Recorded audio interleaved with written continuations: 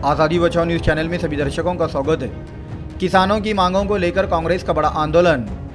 दरअसल सोलापुर शहर में आज 1 अक्टूबर 2024 को पार्क चौक से लेकर कलेक्टर ऑफिस तक सोलापुर शहर व जिला कांग्रेस पार्टी और खासदार परिणीताई शिंदे के नेतृत्व में किसानों की कर्ज माफी, खेती के औजारों पर जीएसटी रद्द हो, पीक बीमा योजना व अन्य मांगों को लेकर मार्च निकाल केंद्र व राज्य सरकार पर विरोध जताया।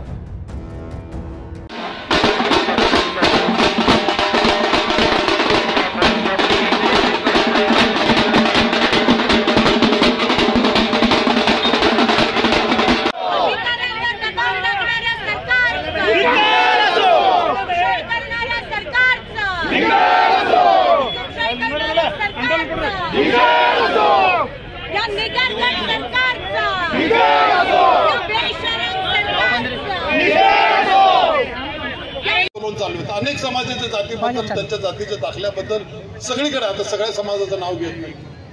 कधी कुणाला त्यांनी फक्त आश्वासन दिलं, गळ्यात घोंगडं घातलं, कधी भगवा घातला, कधी काय केलं पण कधी केलं। तरी आपण हे एकी आपण असंच ठेवू, येणाऱ्या विधानसभेमध्ये त्यांचा पराभव करू, आपल्या नेतृत्वाखाली महाविकास आघाडीच्या नेतृत्वाखाली सरकार केली आहे, त्याचा पण या ठिकाणी मी निषेध करते। सिंचनाची पाणीपट्टी 10 पट वाढ केली आहे, त्याचा शेतकऱ्यांना खूप मोठ्या प्रमाणात त्रास होतोय। नितीन गडकरी काल म्हणाले अनुदान तुम्हाला मिळणार नाही, कारण का सरकारचे सगळे पैसे हे लाडक्या बहिणीच्या योजनेमध्ये गेले आहेत। कोणत्याही शेतकऱ्याला अनुदान मिळणार नाही।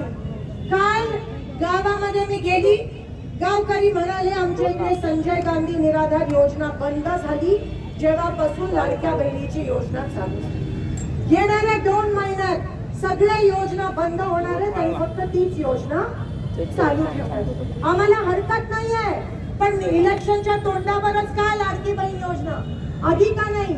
माझ्या इलेक्शन मध्ये टेबलाच्या खालून 5-5 हजार रुपये देत होते, आता वरून देत आहे। काय फरक आहे? आता खाली कारभार चाललेला टेबलाच्या, आता टेबलाच्या वरून या भ्रष्ट सरकारचा कारभार चालू आहे। त्या गोष्टीचा मी निषेध करते। स्वतः नितीन गडकरी त्यांचे मंत्री रेकॉर्डवर बोलले की अनुदान बंद होणार। महाराष्ट्र सरकार हे बँकरप्ट झालंय, दिवाळखोर झालंय, कारण का सगळे पैसे या योजनेत गेले। पण माझ्या शेतकरी मायबापला काही आम्हाला महिलांना तुम्ही विकत घेणार आहात का? आम्हाला सुरक्षित व्हायचंय, आम्हाला सुरक्षित जीवन जगायचंय, आम्हाला विकत घ्यायचा प्रयत्न करू नका। हे बीजेपी सरकार महिलांना तुच्छ स्थान देतं, म्हणून बदलापूरच्या घटनेचा 4 वर्षाच्या चिमुकल्यानं पण या बीजेपी साठच्या पदाधिकाऱ्यांनी सोडलं नाही। त्यांचे दोन्ही पदाधिकारी फरार आहेत आणि एन्काउंटर भलत्याचाच कोणाचा तरी त्या ठिकाणी केला का करवला मला माहिती नाही, पण महाराष्ट्रात कायदा सुव्यवस्थाच राहिली नाही।